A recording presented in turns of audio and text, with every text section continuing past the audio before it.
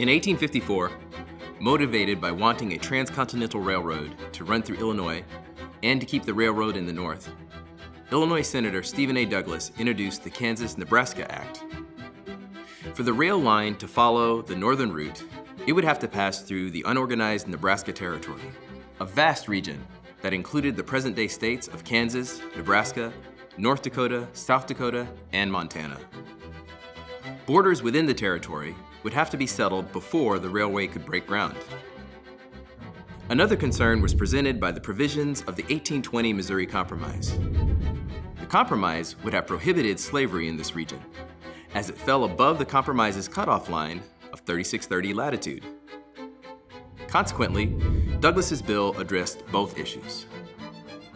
The Kansas-Nebraska Act established borders for the Kansas Territory and the Nebraska Territory, providing for popular sovereignty to address slavery in both territories, and repealed the Missouri Compromise.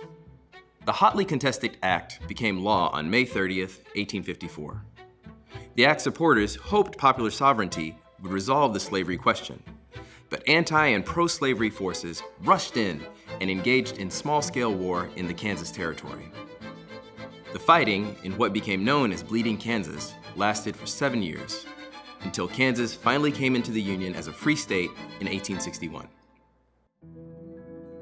At the same time, the controversial Dred Scott case was moving its way through the courts.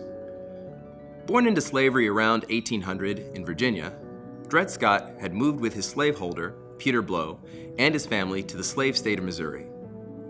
But after being sold to Army Surgeon John Emerson, he had been taken to live in the free state of Illinois and the free territory of Wisconsin. Emerson died in 1843, and after approaching his widow to buy his freedom in 1846, she refused, Scott petitioned the St. Louis Circuit Court for his freedom on the basis of residing in a free territory and a free state. The case ultimately reached the Supreme Court as Dred Scott versus Stanford.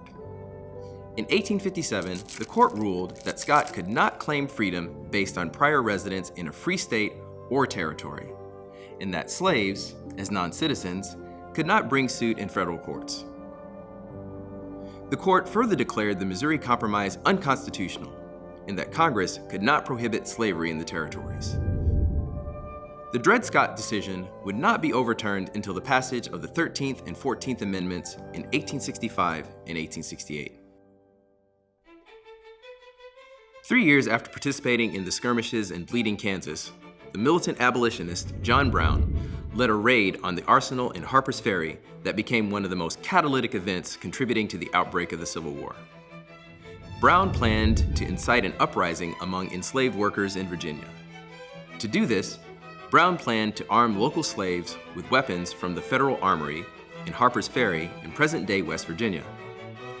Brown and a group of 21 racially mixed followers captured the armory on October 16, 1859. Within 2 days, military forces led by Colonel Robert E. Lee regained control of the armory. Brown and his 6 surviving followers were soon tried and hanged.